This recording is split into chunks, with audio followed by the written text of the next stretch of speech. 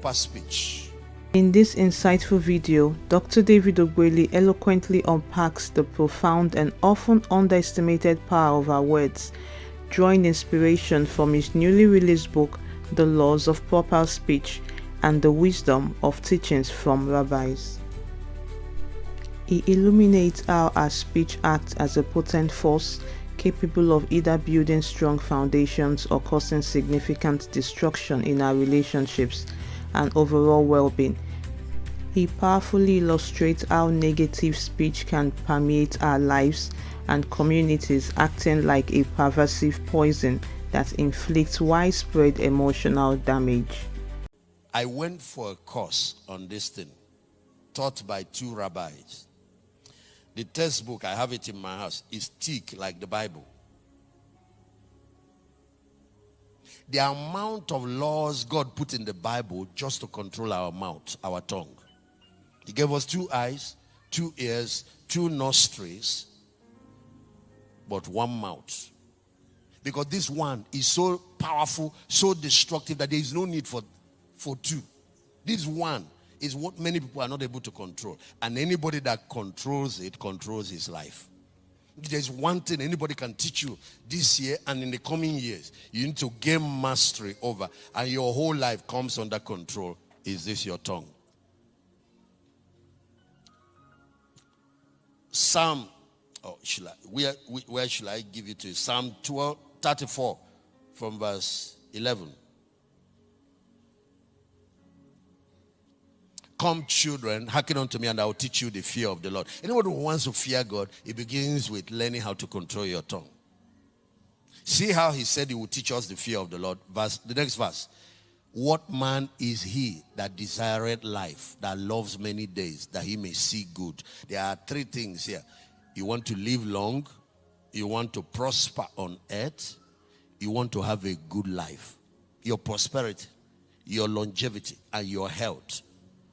What will happen? Anybody that desires life, keep your tongue from speaking evil and your lips from speaking guile. Can you give me a translation that said speaking? Because when you say keep your tongue from evil, it is from speaking evil. New Living Translation. Then keep your tongue from speaking evil and your lips from telling lies.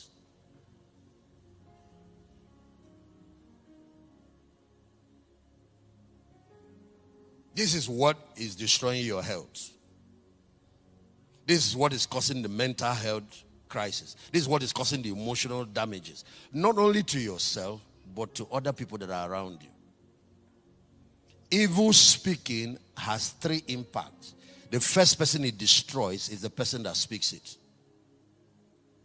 The second person it destroys is the person you are talking evil against. You are destroying the person's reputation and character behind their back. The third person you are destroying is the person listening to you, entertaining the anger. The rabbis rated the level of destruction, and they said the person that suffers the least harm is the one you're talking about. He said you that is doing the talking damages your life and damages your soul. I want you to notice how God designed words. When you speak it, it goes out. That's why other people can hear it. But it travels in. There is an inner ear. You see this surface ear? There is an inner ear. Anything that comes out of your mouth is first conducted inwards.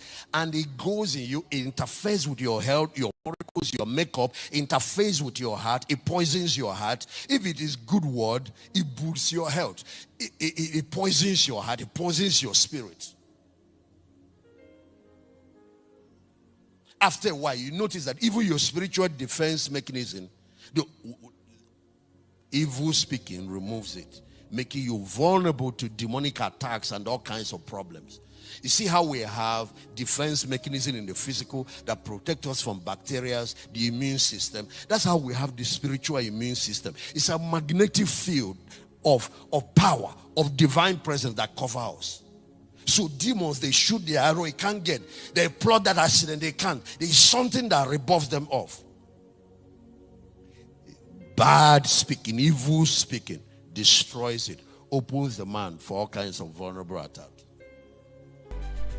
I will be sharing key insights from this video Dr. David powerfully likened negative speech to a poison, highlighting its destructive impact not only on the recipient but also on the speaker and the wider community. This underscores the urgency of cultivating a culture of positive and constructive dialogue for healthier interactions. Second is the enduring emotional consequences. The video emphasizes that negative speech, particularly when fueled by emotional outbursts, can inflict long-lasting damage on relationships and erode trust. This highlights the importance of emotional regulation and self-awareness in our conversations to prevent harmful exchanges and safeguard our bonds. Third is the long-term harvest of our words. Through the farming analogy, Dr. David stresses that our words, like seeds, have a gestation period and will inevitably produce a long-term harvest in our lives and the lives of those around us. This long-term perspective encourages mindful, patient, and thoughtful expressions to cultivate a positive and nurturing atmosphere. Let's go back to the video and I'll be back with other highlights. Then the rabbi said something that shocked me. When I took this course, I kept repenting. I repented and repented for 2 weeks. Because you see, I said, how come I've been a Christian for years, I didn't hear this? The only part of the mouth that is popular is positive confession, that part. This year, I took the course again. And when I give a few years, I'm going to take it again. It's so serious that the Bible said death and life. Show it to them, Proverbs 28. Death and life are in the power of the tongue. Put it up, I want them to see it. And whosoever loves it will eat the fruit of it. What is he saying? That words are seeds. When you plant it, the harvest will finally come to meet you. So if what you're planting is life, what you're going to reap later is life. If what you're planting is death, you are the one ruining your own life by your mouth. God created different types of farmland for different types of crops. So in life, you're a farmer. You reap what you sow. Life is governed by the law of sowing and reaping. You sow it now, you don't see the effect. But it goes into the land, the soil, and grows, and a little time passes, then it delivers the harvest for you. When we want to create human beings, that's children, the soil where you plant the seed is the woman's womb. The farmers are the husbands, the men. See that thing you call your sperm? Those are seeds. If you plant that seed on the soil, nothing will come out. If you plant it in the water, nothing will come out. But when it's planted in a woman, when she's ovulating, you can do it one night stand. Travel, go to America. One day you hear a call that you have a baby.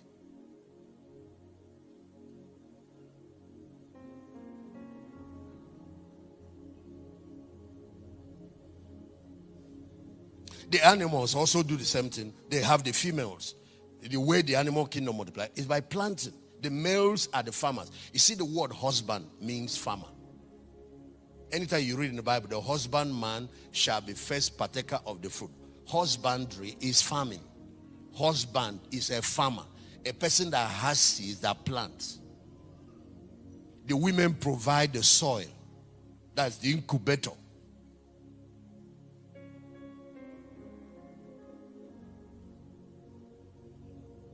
And meanwhile, sisters, that's why the children answer their father's name. That's the reason.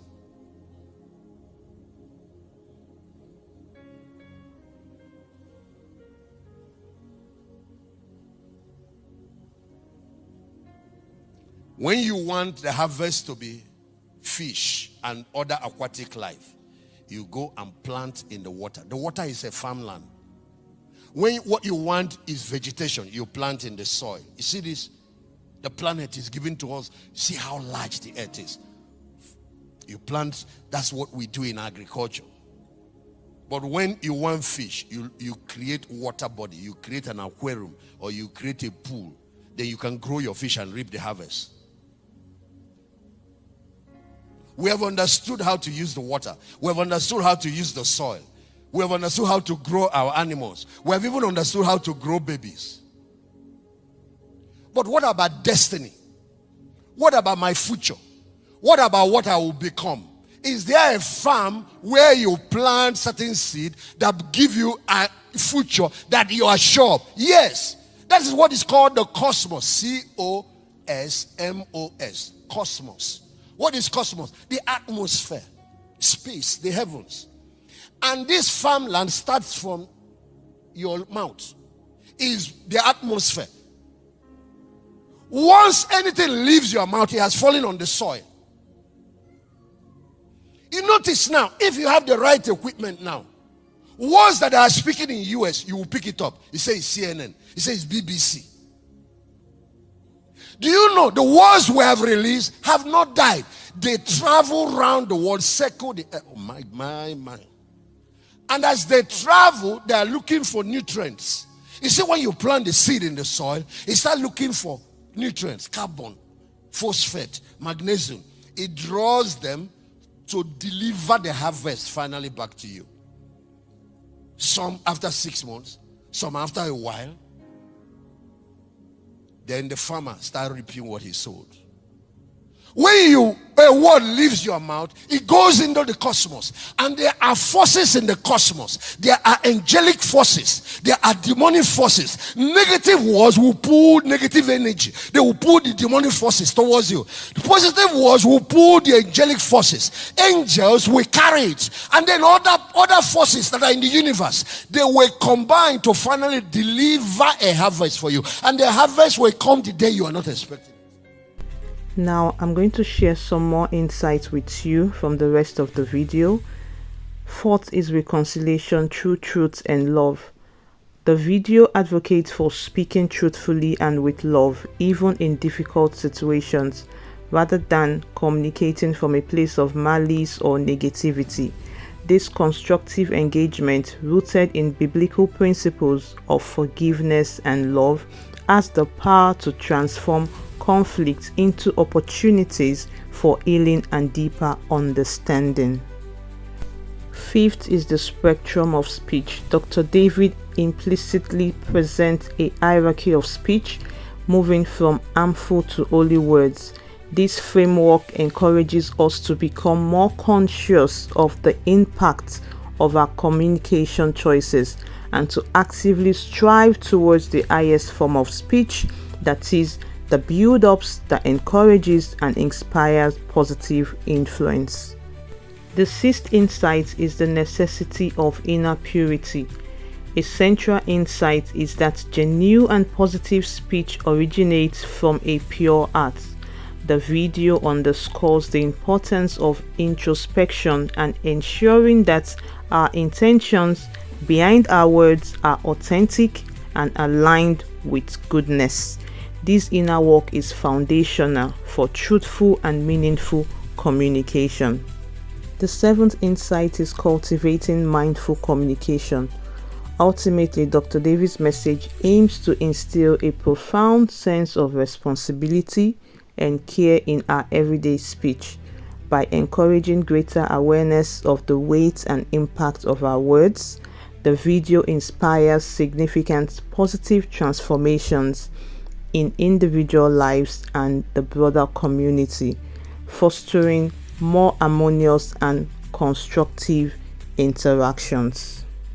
This message serves as a powerful reminder of the moral responsibility inherent in our communication, advocating for a deliberate shift from negativity towards positivity in our daily conversations. And this journey is further detailed in his new book, The Laws of Proper Speech. Turn out words. The children come from heaven, good. On earth, they are damaged by what parents said to them. Now, as we learned in our recent webinar, That's the 360 degrees manifestation webinar. We learned that both our spoken words and our manifested realities are all acts of creation. So I want you to continue to practice conscious and powerful creation in all aspects of your life, starting with the language you use. I'm going to put in the description box the link to the full video, which is the full message of Dr. David's The Law of Proper Speech. And I want to encourage you to get the new book. It is out and it is selling on Amazon and in your bookstores nearby. The Law of Proper Speech by Dr. David Ogbueli. One of them is to transmit energy, spiritual energy. And that energy is what governs the universe. That's what governs people's destinies. That's what decides what your future will be. You know where you are now? The result of words you said years ago, yesterday. You know where the future will be for you? The result of the words you are planting now. The beauty of learning this is that you can go to the farm and uproot through repentance and cooperation with God. Ask Him to erase all the bad things you have said. You can. But I will also tell you a secret. Some of the words you have said to people you have spoken against, some of them cannot be recalled. Words are like bullets. Once they leave the gun nose, you can't call them back. You need to understand the nature of man. When God made us, He made our body out of clay. Then He breathed into us the breath of life, and we became a living soul. He put His spirit inside us. Man became a speaking spirit. The only creature that God made, apart from angels, that speak. All the other ones are shut. Their mouths are shut. Are dumb. He gave us that. One of the purposes of word is so we can exercise dominion.